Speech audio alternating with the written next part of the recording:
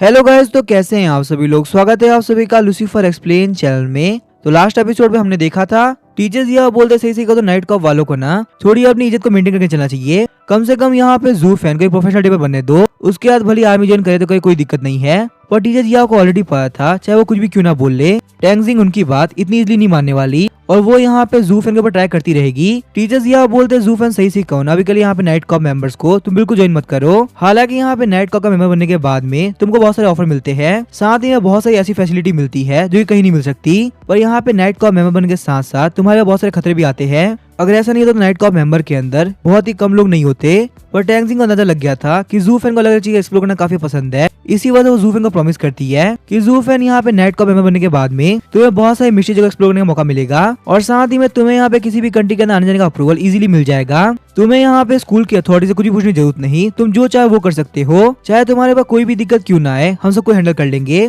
जू फैन काफी खुश हो गया था, बोलता है बिल्कुल भी टेंशन मत लीजिए, मैं यहाँ पे नाइट कॉप मेंबर को पक्का ज्वाइन करूंगा। साथ ही में जू फैन सोच रहा होता है वैसे ही मुझे यहाँ पे इस वर्ल्ड के बारे में बहुत कुछ इन्वेस्टिगेट करना है और एक नाइट कॉप मेंबर बनने के बाद में ये काफी इजी हो जाएगा। और साथ ही में एक नाइट कॉप मेंबर बनने के बाद में मूवमेंट्स को काफी रिस्ट्रिक्ट किया जाएगा और डंजियंस की रियलिटी पता लगाने के लिए मेरे पास टाइम भी नहीं होगा, क्योंकि मुझे उस वक्त बहुत खतरनाक जगह पे जाना होगा। इसी वजह से यहाँ पे नाइट कॉप मेंबर बनने के जो बेनिफिट है ना, वो मेरे काम नहीं आने वाले। मेरे हिसाब से अभी के लिए नाइट कॉप मेंबर बनना बिल्कुल भी ठीक नहीं होगा। तो अभी हम देखते हैं टीचर जियाओ वहाँ पे स्पेसी को समन कर देते हैं। वैसे भी यहाँ पे टेंजिंग मेरा वेट करेगी और मैं जब चाहूँ तब नाइट कॉप मेंबर ज्वाइन कर सकता हूँ, मुझे कोई दिक्कत नहीं आने वाली। उसके बाद जू फैन बोलता है टेंजिंग अभी के लिए मैं नाइट कॉप मेंबर नहीं बनने वाला, अभी के लिए मुझे यहाँ पे स्नोफील्ड एकेडमी रहना है। ये बोलने के साथ ही जू फैन स्पेसी में जाने लगता है। तो अभी हम देखते टीचर जियाओ बोलते हैं टेंजिंग मुझे एक बात बताओ, आखिर यहाँ पे अंदर की हालत क्या चल रही है, क्या तुम लोगों ने यहाँ पे अंदर की साइड को क्लियर कर दिया है। टैंगजिंग बोलती है सही कहो तो हमारे सामने बहुत सारे लॉर्ड लेवल के बीस्ट आए और जितने भी लॉर्ड लेवल के बीस्ट थे ना, हमने सबको क्लियर कर दिया। बहुत अच्छी बात है, यहाँ पे अंदर की तरफ मोनार्क लेवल का बीस्ट नहीं था,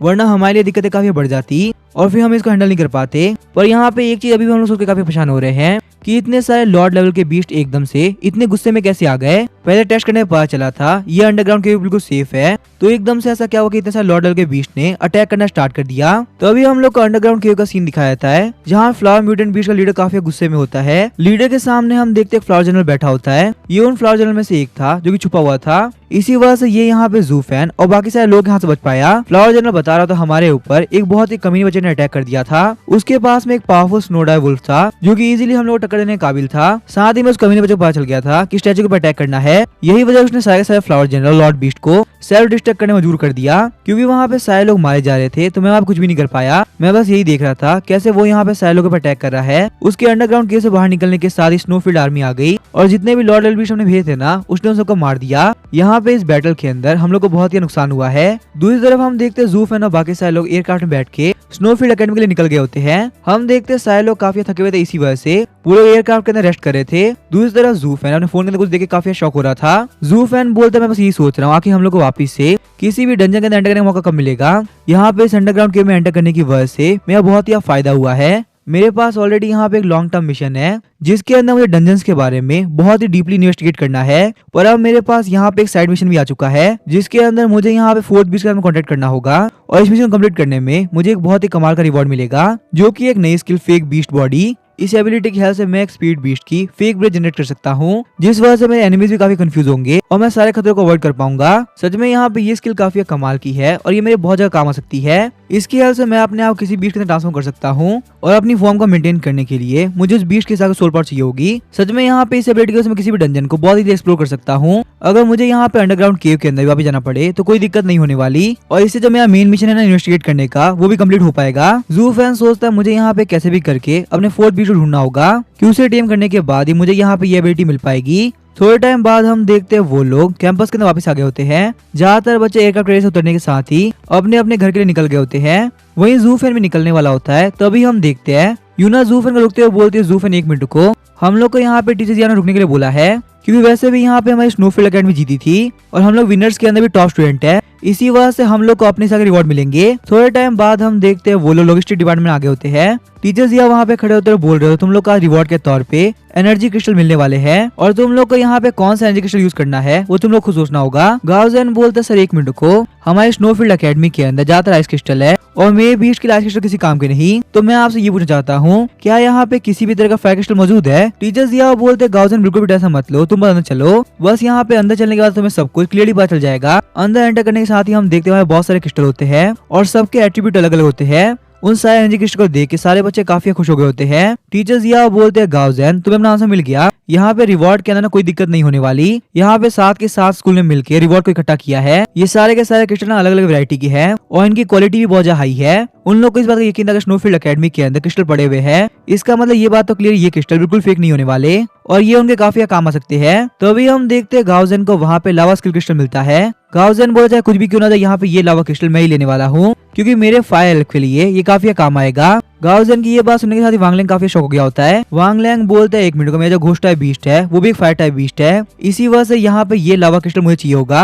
अब यहाँ पे लावा क्रिस्टल कौन रखेगा इस मैटर के ऊपर, दोनों में बहस होने लगती है। उन दोनों में से कोई भी हार मानने को तैयार नहीं था क्योंकि ये जो लावा क्रिस्टल था ना काफी प्रीमियम था। लू लियांग उन दोनों को बोल रहा होता है आगे तुम लोग फाइट क्यों कर रहे हो, वैसे भी यहाँ पे ये लावा क्रिस्टल एक ही बंदे को मिलेगा तो इसी वजह से वेट करो, टीचर्स यहाँ से पूछ लेते हैं। साथ ही में लू लियांग सोच रहा होता है मेरे घर के क्रिस्टल से ये क्रिस्टल काफी अमेजिंग है, सच में लगता है यहाँ पे स्नोफील्ड एकेडमी और बाकी सारे एकेडमी ने मिलके काफी कमाल क्रिस्टल इकट्ठा किए हैं। तो अभी हम देखते हैं यूना बोलती है जू फैन मैं पहले चूज नहीं करने वाली, अगर मैं सही कहूँ ना तो स्नोफील्ड एकेडमी जीतने की सबसे बड़ी वजह तुम ही हो, अगर तुम यहाँ प्रेजेंट नहीं होते तो हम लोग जीत पाते, इसी वजह से एनर्जी क्रिस्टल चूज करने का पहला मौका भी तुम्हें मिलना चाहिए, तुम यहाँ पहले चूज कर लो उसको हम लोग देख लेंगे। यूना की ये बात सुनने के साथ ही वांगलैंग और गाउजन दोनों ही काफी शौक हो होते हैं। वो लोग बोलते हैं यूना बिल्कुल सही कह रही है कि हम लोग यहाँ पहले चूज कैसे कर सकते हैं, जबकि यहाँ पे हम लोग के जीतने की वजह जू फैन था। वो अपनी फाइट को बंद करते हुए बोलते हैं जू फैन तुम यहाँ पहले चूज कर सकते हो, वैसे भी यहाँ पे जू फैन तुम्हारा नोवा फायर स्किल यूज कर सकता है तो शायद ये लावा क्रिस्टल काफी काम आएगा, तुम इसको भी चूज कर सकते हो, कोई दिक्कत की बात नहीं। जू फैन बोलता है तुम लोग का थैंक यू, तुम लोगों ने पहले मेरे बारे में सोचा। ये सब देख के टीचर्स यहाँ काफी खुश हो रहे होते हैं। टीचर्स यहाँ बोलते हैं जू फैन तुम काफी कमाल के हो, अपने सारे साथियों के बीच तुमने काफी रेस्पेक्ट कमाई है, यहाँ तक इतने सारे एनर्जी क्रिस्टल के सामने रहते हुए भी वो लोग पहले तुम्हें चूज करने का मौका दे रहे हैं, ये काफी बड़ी बात है। ऐसे मोमेंट पे आके सारे लोग काफी सेल्फी हो जाते हैं। जू फैन ने अपनी टीम को जितनी मेहनत करी है ना ये उसका रिजल्ट है, लेकिन तभी हम देखते हैं जू फैन वहाँ पे लावा क्रिस्टल सामने से हट जाता है। जू फैन बोलता है सही करना, मुझे यहाँ पे लावा क्रिस्टल के अंदर कोई भी इंटरेस्ट नहीं, इसी वजह से मैं जा रहा हूं दूसरे क्रिस्टल देखने के लिए। जू फैन वहाँ पे जैसे लावा क्रिस्टल को मना कर देता है, हम देखते हैं वांगलैंग और जू फैन दोनों ने फाइट स्टार्ट कर देते हैं और जो कि जू फैन ने मना कर दिया तो ये क्रिस्टल तो हम ही लेंगे। वहाँ पे ध्यान से देखने के बाद जू फैन डिसाइड करता है कि वो यहाँ पे इन 4 क्रिस्टल में से एक क्रिस्टल को चूज करेगा। पहला क्रिस्टल था फीस्ट ऑफ आइस, जिसकी हेल्प से बहुत सारे आइस क्रिएट हो सकते हैं और क्योंकि ये यहाँ पे एक आइस क्रिस्टल है नोवा के लिए काफी काम आएगा। वैसे भी नोवा एक स्नो डाई वुल्फ है। जो दूसरा क्रिस्टल था वो था फ्लेम पाम, पर इसका जो इफेक्ट था ना वो बिल्कुल नोवा के सोल को अटैक जैसा था और जो कि नोवा के पास में सेम टाइप की स्किल है तो इसको यूज में लेना बिल्कुल बेवकूफी होगी। तीसरा एक वाटर क्रिस्टल था जिसका नाम था हनी ड्यू, इस क्रिस्टल के अंदर एक हीलिंग स्किल है जो कि काफी काम आ सकती है, पर जू फैन के लिए ये स्किल अभी किसी काम की नहीं। जू फैन के पास में लास्ट में बचता है इलेक्ट्रिक टाइप क्रिस्टल जो कि आपको चेन लाइटनिंग नाम की एबिलिटी देती है। तो अभी हम देखते हैं जू फैन ट्रूजिंग एक्टिवेट करता है ताकि वो क्रिस्टल को चेक कर सके, लेकिन उस नॉर्मल से दिखने वाले इलेक्ट्रिक क्रिस्टल के अंदर उसे कुछ काफी मजेदार दिखता है। उस इलेक्ट्रिक क्रिस्टल के अंदर उसे एक और स्किल दिखाई दे रही होती है जिसका नाम होता है रायकागे इनकार्नेशन, और उस स्किल के बारे में जू फैन ने आज से पहले कभी नहीं सुना था। तो अभी हम देखते हैं जू फैन उस क्रिस्टल को उठा लेता है। मुझे यहाँ पे ध्यान से चेक करना होगा आखिर क्रिस्टल है क्या, क्योंकि इसमें दूसरे क्रिस्टल के मुकाबले काफी खास कुछ दिख रहा है। कम से कम ये एक ऐसी चीज है जिसके बारे में मैं तो नहीं जानता और सुनने में ये स्किल बिल्कुल भी ऑर्डिनरी नहीं लग रही। अपने हाथ में लेने के साथ ही जू फैन काफी शौक गया होता है। जू फैन को पता चलता है ये जो इलेक्ट्रिक क्रिस्टल है ना इसके पास में दूसरे क्रिस्टल्स के मुकाबले काफी एनर्जी और पोटेंशियल है, और साथ ही में ये जो रायका की इनकार्नेशन स्किल है ना ये तो काफी अजीब लग रही है। मुझे लगता है स्कूल को अभी तक पता नहीं चला आखिर यहाँ पे ये एनर्जी क्रिस्टल कितना पावरफुल है। अपने आप से मुझे रायका के इनकार्नेशन के बारे में कुछ भी पता नहीं चलेगा, शायद से इसके बारे में मुझे टीचर से पूछना चाहिए, उनको कुछ पता हो। जू फैन बोलता है टीचर जी मुझे एक बात बताइए, रायका के इनकार्नेशन आखिर ये कौन स्किल होती है, आज से पहले मैंने इसके बारे में कभी नहीं सुना। टीचर्स यहाँ बोलते सही कहो तो रायकागे इनकार्नेशन एक बहुत ही रेयर स्किल है जो कि बहुत ही रेयर इलेक्ट्रिक स्पीड बीस्ट में होती है। इस स्किल की हेल्प से बीस्ट अपना लाइटनिंग क्लोन बना सकता है और उस लाइटनिंग क्लोन की पावर बीस्ट की पावर पर डिपेंड करेगी। जितना बीस्ट पावरफुल होगा उतना ही क्लोन पावरफुल होगा, और काफी कमाल की बात है ये लाइटनिंग क्लोन बॉडी साथ मिक्स होके बीस्ट को एक बहुत ही पावरफुल फॉर्म दे सकता है। हालांकि ऐसा करने की वजह से रायका के इनकार्नेशन का यूज करने की ड्यूरेशन काफी कम हो जाएगी, और जितने टाइम तक वो फॉर्म रहेगा ओपन के लिए काफी भारी पड़ेगा। जू फैन सोचता है काफी कमाल की बात है, मुझे यहाँ पे इस तरह की स्किल चाहिए थी। मैंने फायर क्लोन स्किल देखी थी जो कि गाउजन काफी काम आ रही थी, और मेरे पास मौका आ चुका है रायकागे इनकार्नेशन सीखने का, जिससे कि मैं यहाँ पे नोवा का एक बहुत ही पावरफुल लाइटनिंग क्लोन बना सकता हूँ। पर यहाँ पे दिक्कत की बात यह है, मैं एक लाइटिंग टाइप क्रिस्टल को क्या नोवा को यूज कर सकता हूँ। इस क्रिस्टल की वजह से उसकी बॉडी की कोई दिक्कत तो नहीं होगी ना। लेकिन तभी हम देखते हैं ज़ू फैन काफी शौकत से याद आता है 1 मिनट को मैंने यहाँ मैग्मा फ्लावर की हेल्प से नोवा को इवॉल्व किया था। इसी वजह से नोवा अब यहाँ पे किसी भी टाइप की फायर स्किल सीख सकता है। और देखा है तो हम लोग यहाँ पे लॉर्ड रैंक के काफी करीब आ चुके हैं। तो अगर मैं यहाँ पे नोवा को लॉर्ड रैंक के अंदर थंडरस्टॉर्म से इवॉल्व करूँ तो शायद से यहाँ पे हम लोग का मौका होगा कि हम लोग रायकागे इनकार्नेशन सीख सके, वही बिना किसी दिक्कत के। उसके बाद ज़ू फैन टीचर से बोलता है, टीचर मैंने डिसाइड कर लिया मुझे यहाँ पे लाइटनिंग स्किल चाहिए, इसी वजह से मैं इलेक्ट्रिक टाइप क्रिस्टल चूज कर रहा हूँ। ज़ू फैन की ये बात सुनने के साथ ही सारे लोग काफी शौक के होते हैं। ज़ू फैन आके तुम्हें क्या कर रहे हो, आखिर यहाँ पे इलेक्ट्रिक टाइप क्रिस्टल तुम्हारे किस काम आ जाएगा। टीचर्स यहाँ बोलते हैं, ज़ू फैन को वापस सोच लो, यहाँ पे थंडर टाइप क्रिस्टल तुम्हारे किसी काम नहीं आने वाला। इसकी जगह पे अगर तुम लावा क्रिस्टल या आइस क्रिस्टल चूज करोगे तो तुम्हारे काफी काम आ सकता है। ज़ू फैन बोलता है, टीचर मैंने बहुत ध्यान सोच लिया है, मुझे है ना यही लाइटनिंग क्रिस्टल चाहिए क्योंकि ये मेरे काफी काम आएगा। टीचर बोलते फिर ठीक है ज़ू फैन, तुम इसको चूज कर सकते हो, एंड ऑफ द डे इसको चूज करना तुम्हारी मर्जी है, तुम जो चाहे वो कर सकते हो। और क्योंकि यूना को ज़ू फैन की हरकतों का क्लियरली पता था, इसी वजह से सोच रही होती ज़ू फैन तुम यहाँ पे नोवा को लाइटिंग टाइप बीस्ट बनाओगे। वैसे यहाँ पे ये चीज देखने में तो बिल्कुल इम्पॉसिबल लगती है, पर अगर इस वर्ल्ड में कोई काम कर सकता है ना तो तुम ही कर सकते हो। वैसे भी तुमने एक स्नो टाइप वुल्फ को फायर टाइप बीस्ट बना दिया, ये काम ऑलरेडी बिल्कुल इम्पॉसिबल था पर तुम ये कर पाए। मुझे पक्का से यकीन है तुम नोवा को लाइटिंग टाइप बीस्ट में इवॉल्व कर पाओगे। वही हम देखते हैं ज़ू फैन की बात को सुनने के बाद में गाओजेन और वांग किंग दोनों ही काफी इमोशनल हो गए होते हैं। उन लोगों ने ज़ू फैन की बातों और बिहेवियर को काफी गलत समझ लिया। उन लोगों को यहाँ पे लग रहा था कि ज़ू फैन ने यहाँ पे सेक्रीफाइस दिया है सिर्फ और सिर्फ उन लोगों के लिए। ज़ू फैन ये चाहता उसके टीममेट्स को सारे अच्छे क्रिस्टल मिल जाए, इसी वजह से उसने बिना किसी मतलब के लाइटिंग क्रिस्टल चूज कर लिया। सच में ज़ू फैन तुम बहुत ही महान हो, तुम्हारे जैसा दोस्त पाके हमारी किस्मत खुल गई। ज़ू फैन स्माइल करते हुए सोच रहा होता है कहीं लोगों का दिमाग खराब तो नहीं हो गया, आखिर मैंने यहाँ पे इन लोगों के लिए कौन सेक्रीफाइस दिया है। यहाँ पे इन सारे क्रिस्टल्स के सबसे ज्यादा बेस्ट यही लाइटनिंग क्रिस्टल था, इसी वजह से मैंने चूज कर लिया। जब मैं यहाँ पे तुम लोगों के सामने नोवा को लाइटनिंग बीस्ट अपग्रेड करूंगा तो तुम लोग काफी शौक हो जाओगे। उसके बाद नोवा बहुत ही पावरफुल और रेयर स्किल रायकागे इनकार्नेशन यूज करेगा और फिर ये बात ही प्रूव हो जाएगी टीचर कहने के बावजूद भी मैंने लाइटनिंग क्रिस्टल क्यों चूज किया। और अब जबकि यहाँ पे ज़ू फैन ने लाइटनिंग क्रिस्टल चूज कर लिया तो ज़ू फैन को पता था कि उसके लिए अब यहाँ पे एक थंडरस्टॉर्म को चूज करना काफी जरूरी है, वरना ये लाइटनिंग क्रिस्टल उसके किसी काम नहीं आने वाला। अब यहाँ पे एक थंडरस्टोन के लिए वो अपने टोटके पर डिपेंड नहीं हो सकता, इसी वजह थंडरस्टोन का इंतजाम उसे खुद से करना पड़ेगा। और उसके पास में इस काम का सबसे बेस्ट बंदा है जो कि टेमर हॉल का क्यूरेटर, वो ये काम पक्का से कर देंगे। थोड़े टाइम बाद ही हम देखते हैं ज़ू फैन टेमर हॉल के अंदर क्यूरेटर के ऑफिस में आ गया होता है। ज़ू फैन को अपने ऑफिस में देखने के साथ ही क्यूरेटर काफी घबरा गए होते हैं। क्यूरेटर सोच रहे होते हैं आखिर ज़ू फैन यहाँ पे क्यों आया है, ये वजह जब भी आता है ना तो कोई ना कोई दिक्कत हो ही जाती है। और ये मुझसे इतनी अजीब चीज पूछता है जो कि मेरे दिमाग में बिल्कुल बाहर है। और क्यूरेटर बिल्कुल सही भी थे क्योंकि ज़ू फैन वहाँ पे आने के साथ ही बोलता है, क्यूरेटर क्या आपके पास में थंडरस्टोन है या फिर ऐसा कोई थंडर इवोल्यूशन मटेरियल जो कि मेरे काम आ सके। क्यूरेटर सोचता बिल्कुल सही था, ज़ू फैन के दिमाग में बहुत ही खतरनाक प्लान आया है, वो वापस से अपने स्नो टाइप वुल्फ को सुपर इवॉल्व करने वाला है और इस बार फायर आइस टाइप नहीं बल्कि थंडर टाइप। सही कहूँ जब मैं यंग था ना तब मैंने बहुत सारे अजीब लोगों को देखा था जो कि बहुत ही फालतू और अजीब हरकतें करते हैं, और उनमें से कोई भी ज़ू फैन के लेवल का नहीं था। ज़ू फैन की हरकतें उन सारे लोगों में सबसे अजीब है। क्यूरेटर बोलते हैं, ज़ू फैन मुझे एक बात बताओ, क्या तुम्हें पता भी है आखिर तुम यहाँ पे क्या करने जा रहे हो। थंडर टाइप इवोल्यूशन है ना तुम्हारे नोवा के लिए काफी खतरनाक हो सकता है, ऑलरेडी तुम यहाँ पे नोवा को सुपर इवॉल्व कर चुके हो, वापिस से एक और ऐसी एवोल्यूशन पता नहीं वो झेल पाएगा नहीं झेल पाएगा। क्या तुमने यहाँ पे सोच लिया तुम अपने नोवा को इतने बड़े खतरे में डालना चाहते हो। ज़ू फैन बोलता है, क्यूरेटर बिल्कुल भी ऐसा मत लीजिए, ना तो नोवा और ना ही मैं खतरे में आने वाला हूँ। हम लोग पक्का से यहाँ पे थंडरस्टोन के हेल्प से इवॉल्व करेंगे और बहुत ही पावरफुल बनेंगे। क्यूरेटर भी डिसाइड करते कि वो यहाँ पे ज़ू फैन को बिल्कुल ही फोर्स नहीं करने वाले, क्योंकि पिछली बार उन्होंने ज़ू फैन को मना किया था पर ज़ू फैन ने जो चाहो करके दिखाया, और अगर नोवा एक बार सुपर इवॉल्व कर सकता है तो शायद 2 बार भी कर पाएगा। क्यूरेटर बोलते ठीक है ज़ू फैन मुझे यकीन है तुम पक्का से ये कर पाओगे और इसमें अगर जो भी मुझसे बनेगा मैं वो पक्का से हेल्प करूंगा। पर उससे पहले मुझे एक बात बताओ, क्या तुमने यहाँ पे सेकंड बीस्ट का कॉन्टेक्ट किया। वैसे भी यहाँ पे सिर्फ उसी मैकेनिकल बीस्ट के साथ में तुम्हारा काम चलने तो नहीं वाला। मैं मानता हूँ मैकेनिकल बीस्ट काफी पावरफुल होते हैं, पर तुम्हें एक बहुत ही रेयर और पावरफुल बीस्ट ढूंढना होगा जो कि फ्यूचर में नोवा की तरह ही तुम्हारे काफी काम आए। और ज़ू फैन को पता था कि वो यहाँ पे स्नो टोड की रियलिटी के बारे में किसी को नहीं बता सकता, भले ही वो क्यूरेटर ही क्यों ना हो। इसी वजह से ज़ू फैन बोलता है मैकेनिकल बीस्ट को छोड़कर मैंने किसी के साथ भी बिल्कुल कॉन्टेक्ट नहीं किया, अभी तक मुझे कोई रेयर बीस्ट मिला ही नहीं। क्यूरेटर बोलते हैं जूफैन तुम एक काम करो, पास ही में थंडरस्टॉर्म कैनियन है, तुम वहां जाओ, वहां पे तुम्हें बहुत सारे लाइटनिंग इवोल्यूशन मटेरियल मिलेंगे जो कि तुम्हें नोआ को सुपर इवॉल्व करने में काफी हेल्प करेंगे। हमारे टीमर हॉल के अंदर कुछ लाइटनिंग क्रिस्टल है, पर वो यहाँ पे नोआ को लॉर्ड बीस्ट में इवॉल्व करने के लिए बिल्कुल काम नहीं आने वाले। साथ ही में यहाँ पे थंडरस्टॉर्म कैनियन में जाने की वजह से तुम्हारा एक और फायदा होगा, तुम्हें है ना वहाँ पे एक बहुत ही पावरफुल और रियल लाइटनिंग बीस्ट मिलेगा। उस बीस्ट का नाम है स्टार गार्डियन और वो एक बहुत ही पावरफुल बीस्ट है। और ये जो स्पेशल बीस्ट है ह्यूमंस के साथ में काफी फ्रेंडली होते हैं। जितने भी एडवेंचर थंडरस्टॉर्म कैनियन में जाने के बाद में खो जाते हैं, ये उन सबको गाइड करता है ताकि वो लोग बाहर निकल सके। वो लोग भले ही बहुत ही पावरफुल गार्डियन बीस्ट है, पर ह्यूमंस के लिए बिल्कुल भी खतरनाक नहीं। अगर थंडरस्टॉर्म कैनियन के अंदर खतरा आता भी है ना, तो ये ह्यूमंस को सेव करते हैं। मैंने तो ये भी रूमर सुना कि लाइटनिंग क्रिस्टल की हेल्प से स्टार गार्डियन इवॉल्व हो चुका है और पहले के मुकाबले काफी पावरफुल भी हो चुका है। और अगर जूफैन तुम्हारी किस्मत काफी अच्छी रही ना,